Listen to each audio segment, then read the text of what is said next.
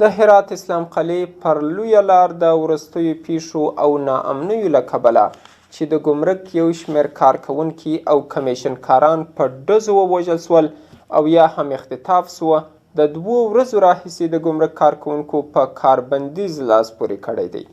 په ولایتي او ولسي جرګه کې د هرات د خلکو یو شمېر استازو نن د یو خبري کنفرانس پر مهال د ګمرک د کارکوونکو په وړاندې شته امنیتي ستونزې ننګونکې بللې او د امنیتي بنسټونو څخه د امنیت د ټینګښت غوښتنه کړې ده.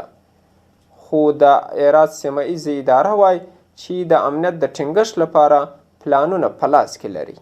د هرات مرکزي ګمرک چې کلونه د دې ولایت په مرکز کې قرار درلود، څو میاشتې وړاندې د مرکزي حکومت او مالیې وزارت په پریکړه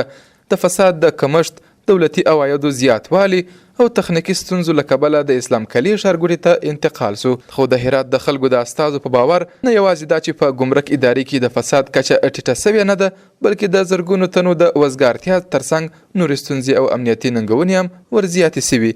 چې دې ستونزو د دې ادارې کاري چارې سخت ټکنۍ کړي دي. اوس د هرات اسلام قلعې لویه لار د ګمرک کارکوونکو پر مخ د امنیتي ننګونو له کبله په لوی ګواښ اوښتی او نسي کولی پرې په ډاډه زړه تګ راتګ وکړي. د دې ستونزو له امله د 2 ورځو راهیسې د ګمرک کارکوونکو په کاربندیز لاس پورې کړی او د حکومت څخه د دې ستونزې د هواري غوښتنه کوي.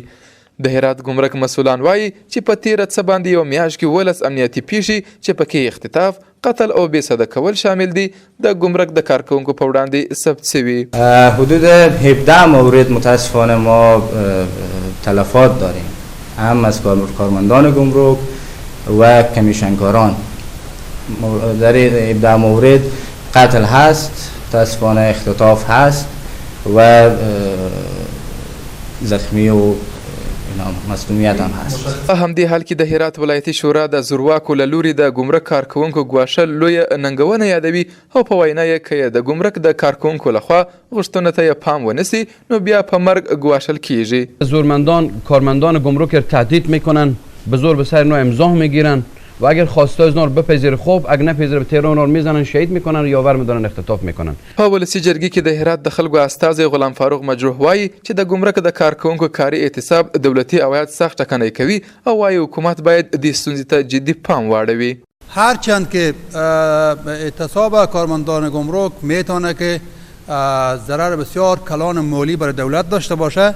اما به خاطر حفظ جان کارمندای گمرک هرات، به خاطر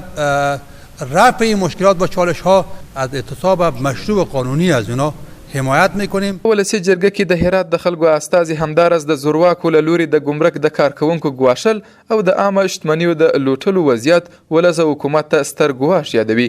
او د حکومت څخه د دې ستونزو او ننګونو له منځه وړلو غوښتنه کوي. این شکی نیست که در اونجا زورمندان هستند که تهدید میکنن و این بیانگر است که کسانی قوت یافتن که در اونجا میاین تحریف میل میکنن دارایی عامه. بحث تحقیقات از زیر ارگانهای کشفی و امنیتی ما انجام بده، بحث نظارتی را ما میکنیم، اما به طور مثال ای که ما واضحا نامی را بگم متاسفانه من ما نام ندارم. قرار راپوری که برای ما داده شده، بله مرزیا حتی مامور گمرک تهدید میکنن که اگر همین کار کردی به می موتر به می شکل مسئول که دی خوب نکردی جان تو به خطره. هرات سیمه ایزه اداره هم ستونزې مني او وایي د وضعیت د کابو کولو او امنیت د تأمین لپاره یې پلان په لاس کې لري. د هرات ګمرک کارکوونکي په داسې حال کې د امنیتي ستونزو او ننګونو له امله په کاربندیز لاس پورې کوي چې په تیرو 3 میاشتو کې 12 تنه د ګمرک کارکوونکي او کمیشنکاران تښتول سوي او یا هم وژل سوي دي.